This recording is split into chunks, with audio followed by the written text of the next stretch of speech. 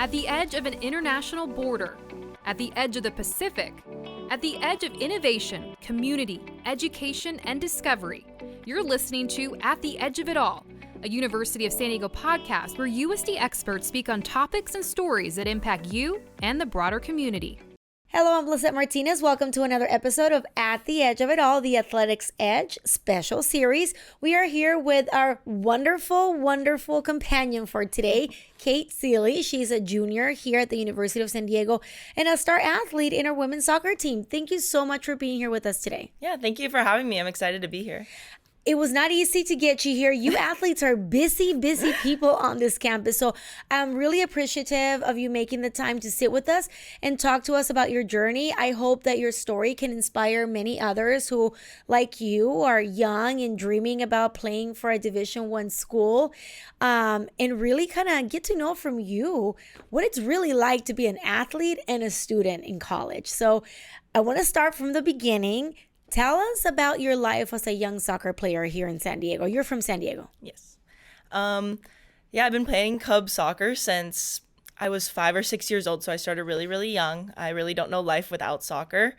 I grew up playing for a small local club, like 5-minute walk from my house. Nothing was ever super serious with soccer when I was younger. It was just like, this was my hobby. This is what I like to do for fun. This is where all my friends were.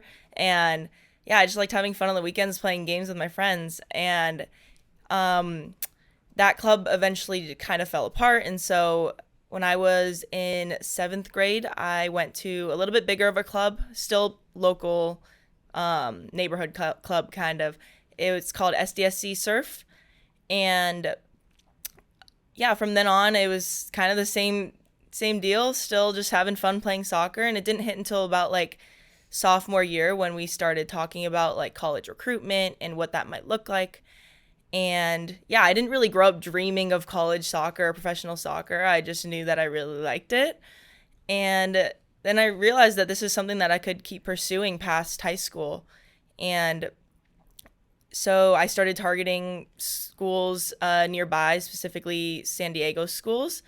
And yeah, I mean, I won't go too much into recruitment right now, but yeah, that's kind of how you wound up here. Yes. But in our conversation previously, you had told me that at first you thought that being at a school like USD, a private university, you thought that it was unattainable to you, but you actually found that it was quite attainable and you were actually quite talented. Even though maybe you weren't like dreaming about playing professionally at the time, like you are a very talented player. Southern California is known to have some of the most talented soccer players in the nation. And you certainly were part of that mix, right? I mean, you played club soccer for a very long time. Mm-hmm. Yeah. My club is a little bit smaller than some of the like major clubs that feed into some of these D1 programs. So I think that kind of changed my experience from some of my like current teammates a little bit. But yeah, I still ended up in the same environment. So. And it was cool that you told me that you not only got an athletic scholarship to come here, you were recruited to come here, but you also have an academic one. And that's very much a part of your story that we're going to get into. Tell us about that.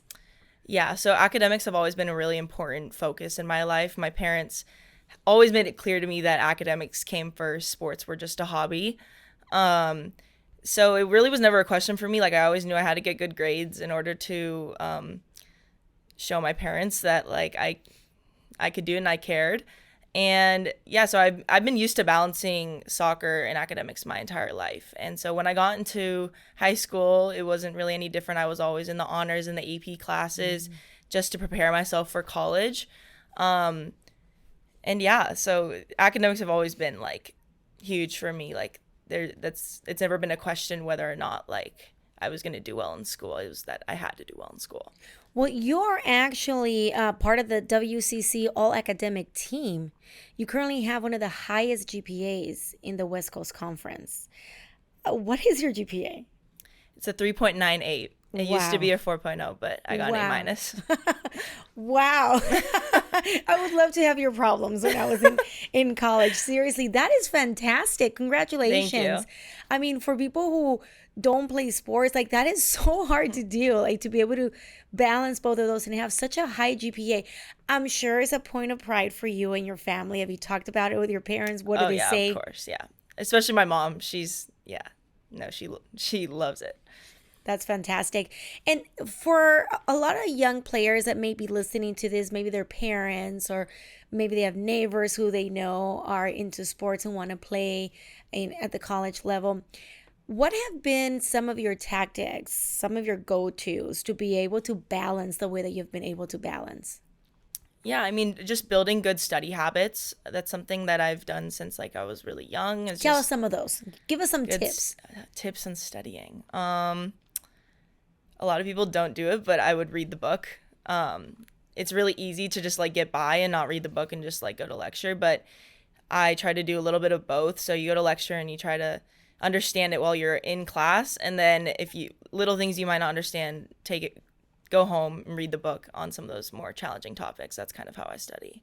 What do you do like when you were in high school, for example, and you had all these tests, you were in AP classes and honor courses, but you also had games on the weekends and you have to travel for tournaments and things like that. And you have practices, several times a week. Obviously here too now, you have all of those same issues and even longer travel, right? Mm-hmm. How do you balance that? Yeah, you just try to like plan ahead and know what days and times you're going to be able to study, instead of like trying to get, like, you don't want to get caught off guard last minute, like, oh, I haven't studied. And no, just like always be like looking into the future, into your next week and what that's going to look like, and just kind of envision it, whether you need to write it down or just like think about it, whatever works for you. Like I usually just think about it. Just think about I try to envision my next week and like see what it's going to look like. So what do you have to give up in order to be able to do that? Because I'm sure there are some give and takes there, right? Talk to us about how it's been working for you and how do you prioritize what? Yeah, I mean, I would say the first thing to go is usually sleep. I try not to lose too much of it, but there's always going to be those nights where it's a little bit less than you'd hope. Sometimes you do have to say no to doing like fun things with your friends, but it is still college. Like you still want to make sure you're maintaining your social life and the community you have here. So I would say a little bit of both. It's sort of like the sacrifice that many athletes make, right? There's a little bit of that social aspect that you're not able to do all the time, but it's just part of the journey. Mm-hmm. And I'm assuming it's been worth it for you so far as a junior. Yeah, I mean, things are going well. Hoping to finish strong in the last 2 years. What are you majoring in? I'm currently majoring in accounting and I'm minoring in finance, but I might also choose to pursue a master's in accountancy because I want to get my CPA license, which means I need 150 units. So I can either do that through a double major or through the master's program here at USD. Now, another unique aspect of your life and why I really wanted to talk to you is because many times student athletes may think that all they have to do is play and then go to their classes and repeat every day. But you have been able to, with the support obviously of your team and your coaches and some of the other young ladies in the team have been able to as well, explore other aspects of your life here as a student. You have been able to apply for and get really important internships. Talk to us about that aspect. Yeah, I mean, I knew coming in that soccer is not forever. I mean, some people dream of professional soccer, but I didn't really feel like that was what I wanted to do. And so I knew I needed an alternative. I couldn't just do soccer in college and hope to get a good job outside of here. Like all the other students, when you're in the business school, they're talking about these internships, they're talking about networking. And so I knew I would be competing with those same people for jobs, and I need to do the same. Like, it didn't matter that I played soccer. That wasn't going to get me the job that I wanted. So I started thinking about it, especially my sophomore year. I'm like, okay, I'm starting to feel a little bit behind. I mean, I wasn't really that behind. It was still pretty early, but I started looking into what exactly I wanted to major in and talking to my professors and seeing what options there were out there for me here at USD. And yeah, I mean, once I decided I wanted to do accounting, it really was kind of a clear-cut process on how I was going to be able to get and land an internship. And yeah, the Accounting Society here and Beta Alpha Psi do a really good job of helping students and giving them the resources they need. And yeah. Did you see this as like another competition for you? Like, okay, I can't fall behind. I gotta be at the top of my game in this aspect of my academic life too. Is that kind of how you saw it? Yeah, I would definitely say that I was a little competitive. Like I didn't like sitting in class and hearing that everybody else were doing all of these things, and I was just sitting here. And this is why they say that, athletes make the best like employers, employees, entrepreneurs. Like they just have this mindset that is super competitive. Now, you had a very long process to get to a fantastic internship that you've landed. Talk to us about that, and what did that require? How did you approach that with your coach, and how were you able to make that happen? Yeah, the process was actually, it was pretty challenging. It was like I already had kind of a full course load, and I was still playing soccer, and then all of a sudden I have this whole other like thing I'm trying to pursue, which was really challenging. There wasn't really a ton of time in my day to figure this out. But basically, the first step was I talked to my professor, and he kind of laid, like my first accounting class, I talked to my professor after I finished the course, and I was like, hey, this is something I'm interested in.